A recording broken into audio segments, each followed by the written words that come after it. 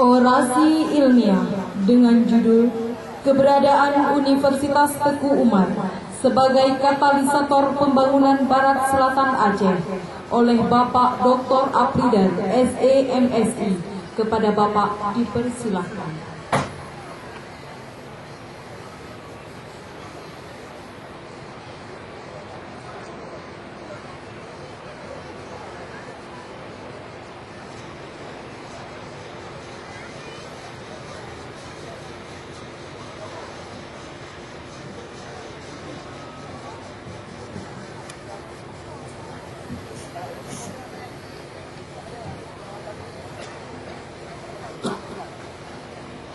Bismillahirrahmanirrahim.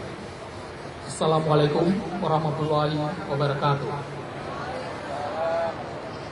Alhamdulillahirabbil alamin, wassalatu wassalamu ala asrafil anbiya mursalin wa ala alihi wa sahbihi ajmain. Pertama dan utama kita panjatkan puji syukur kepada Allah Subhanahu wa taala. Selawat beriring salam pada junjungan Nabi besar Muhammad sallallahu alaihi wasallam.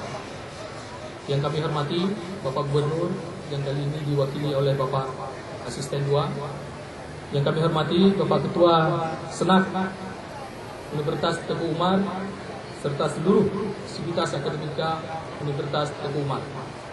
Yang kami hormati Bapak Rektor Universitas Syah Kuala yang diwakili oleh Bapak Prof.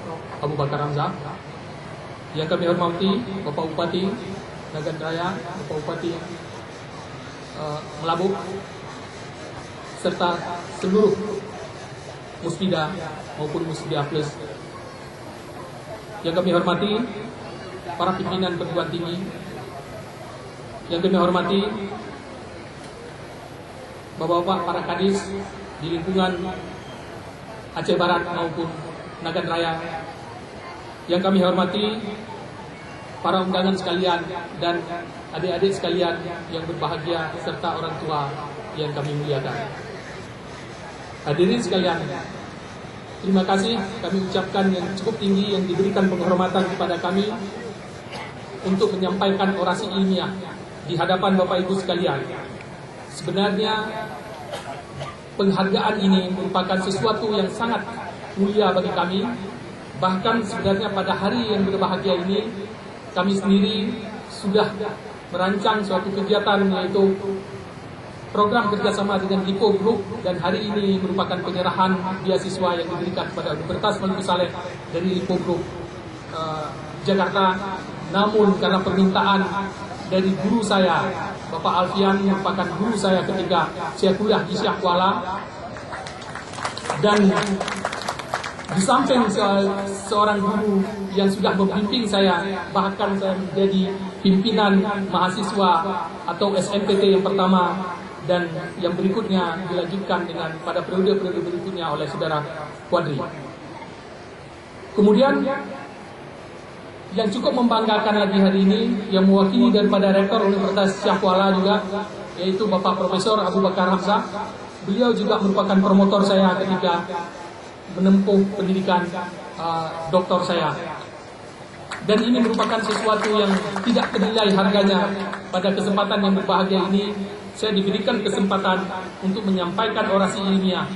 Dan sebenarnya yang namanya orasi ilmiah adalah suatu budaya akademik yang kita lakukan untuk pencerahan bagi kita semua dalam peningkatan kualitas sumber daya manusia ini. Makanya izinkanlah saya pada kesempatan ini mengambil tema keberadaan Universitas Teguh Umar sebagai katalisator pembangunan Barat Selatan Aceh. Upaya membangun sinergisitas. Inilah tema yang coba kami angkat ini. Aceh memiliki keunikan dalam sejarah dan juga kehidupan sosial, budaya, politik, ekonomi, dan pertahanan. Dengan luas 57.365 km bujur sangkar dan kekayaan alam yang sangat banyak, membuat daerah ini menjadi incaran kolonial Belanda pada masa lalu. Posisi Aceh yang sangat strategis menambah sederet keunggulan bagi daerah yang di masa kemerdekaan menjadi modal bagi Republik Indonesia ini. Di masa pemerintah Gubernur Ibrahim Hasan, seorang guru besar yang juga pernah menjadi Rektor Universitas Syah Kuala sebagai jantung hati rakyat Aceh, Itulah babak baru bagi Aceh dalam menikmati masa pembangunan yang ditandai dengan bebasnya pantai barat selatan Aceh dari rakit. Setelah masa keemasan atau Golden Age di masa para sultan seperti kepemimpinan Ibrahim Hasan menjadi the new order ataupun babak baru dalam dialektika Aceh dalam sentuhan pembangunan dengan membagi zona Aceh menjadi zona pertanian dan zona industri. Seolah geliat pembangunan semakin riuh terdengar di Serambi Mekah ini. Barat selatan Aceh yang dijadikan sebagai zona pertanian dan zona industri di wilayah utara dan timur dengan Lok Sumawe sebagai sentralnya menjadikan Aceh semakin berpacu dalam mengejar ketertinggalannya. Namun sejarah telah membuat jalannya sendiri. Aceh kemudian digeluyati kabut konflik yang telah merubah arah perjalanan Tanah Kedubah Endatu Moyang ini. Kita seolah-olah berada dalam lorong gelap yang sempit serta tak berujung dan telah membuat banyak harapan seolah sirna. Namun Allah Subhanahu wa Ta'ala tidak tidur. Dia telah merubah peta jalan kehidupan daerah yang pada masa lalu pernah memiliki kekuatan dan pengaruh yang luar biasa di kawasan Semenanjung ini melalui musibah yang paling dahsyat selama era modern ini, yaitu gempa yang disusul dengan gelombang tsunami pada 26 Desember 2004 yang lalu. Sebagaimana firman-Nya dalam Al-Quran, surat Al-Nasrah ayat 5 dan 6, yang artinya, karena sesungguhnya bersama kesulitan itu ada kemudahan. Sesungguhnya bersama kesulitan itu ada kemudahan. Musibah gempa yang disusul dengan gelombang tsunami telah membuat Aceh seolah menjadi baru, tidak hanya sebagai tampilan, tetapi juga secara psikologis dan ekonomi. Biaya rekonstruksi Aceh yang mencapai angka 7 miliar dolar Amerika sungguh sangat fantastis. Kegiatan rekonstruksi tersebut telah mendorong pertumbuhan ekonomi Aceh yang pada tahun 2006 telah mencapai 7,7%, tidak termasuk migas, di mana sedikit lebih tinggi daripada pertumbuhan ekonomi nasional yang hanya 5,5%. Ketika PT Arum akan mengakhiri kegiatannya tahun 2014 ke depan ini, dan kemudian pabrik ini menjadi terminal regasifikasi dan berkapasitas 405 mmscfd atau million metric standard kubik per day. Ini tentu akan membuat perubahan dalam rencana strategis pemerintah Aceh ke depan. Maka konsep dan gagasan zona pertanian dan zona industri pada masa lalu harus kembali dimunculkan sehingga Aceh memiliki kekuatan ekonomi baru. Perhatian pemerintah terhadap pembangunan pertanian masih dirasakan sangat minim. Apalagi bicara soal keberpihakan, sungguh kita belum melihat energi besar dari pemerintah untuk mendorong sektor pertanian menjadi penghela pertumbuhan ekonomi di Aceh. Padahal sektor ini sangat menjanjikan dan menyimpan potensi besar untuk kemakmuran Aceh di masa akan datang. Maka pantai barat dan selatan Aceh memiliki potensi yang amat besar di sektor ini, akan menjadi tempat bangkitnya ekonomi Aceh. Barat selatan adalah masa depan Aceh yang dinanti.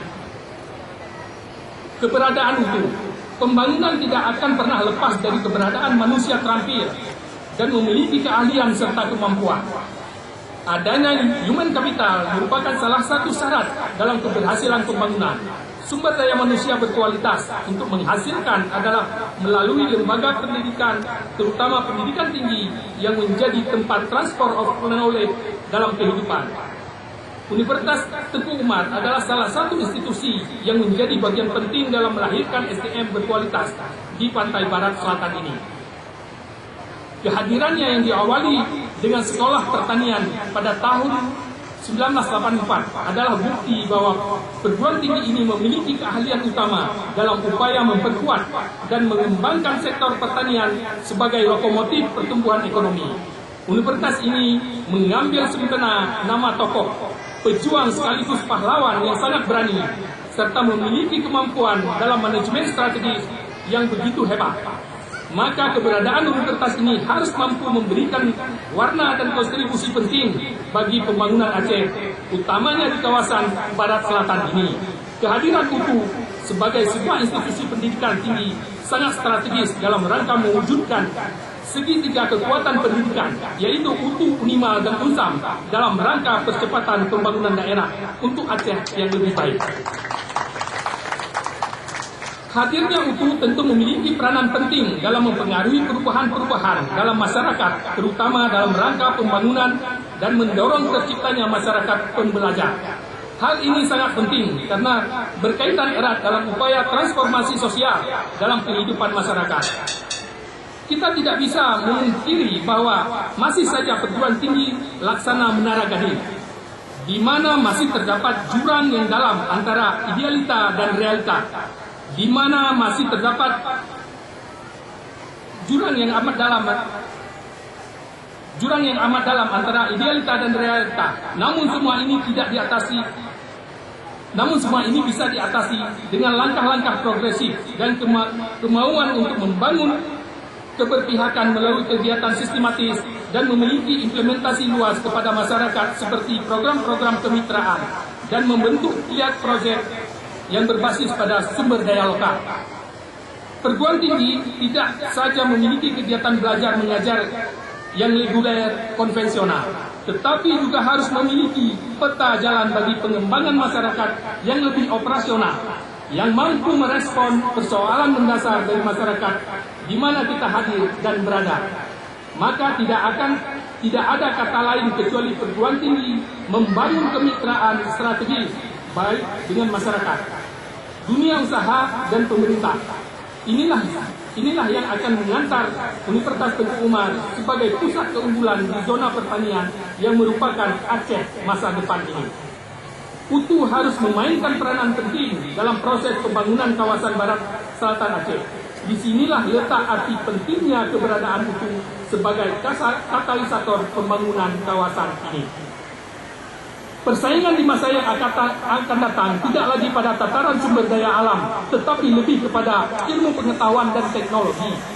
Apalagi di tengah kondisi yang disebut sebagai era turbulensi ekonomi, hanya perguruan tinggi yang mampu melakukan terobosan pada gilirannya diaplikasikan oleh semua stakeholder untuk keluar dari era yang penuh goncangan ini.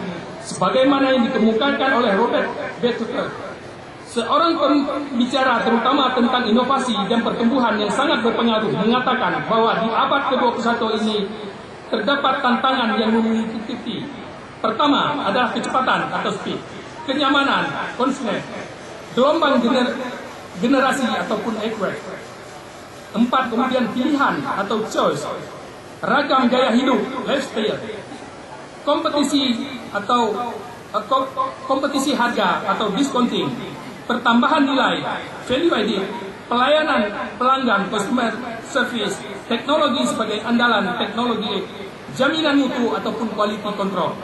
Melihat tantangan tersebut, maka UTU sebagai institusi yang memiliki perangkat organisasi dan sumber daya yang lebih baik dibandingkan dengan yang lain, maka harus mampu menjembatani masyarakat dengan tantangan tersebut dengan cara membangun daya saing daerah sehingga memiliki kekuatan untuk bersaing dengan daerah-daerah lain di Aceh, bahkan di Indonesia. Harus dipahami bahwa pembangunan sektor pertanian tidak melulu soal pangan ataupun produk pertanian lainnya yang hanya sebatas untuk memenuhi kebutuhan akan makan bagi manusia. Tetapi sebagaimana pembangunan pertanian yang menciptakan nilai tambah terhadap sumber daya hayati yang juga untuk pemenuhan kebutuhan industri serta energi dalam kegiatan ekonomi.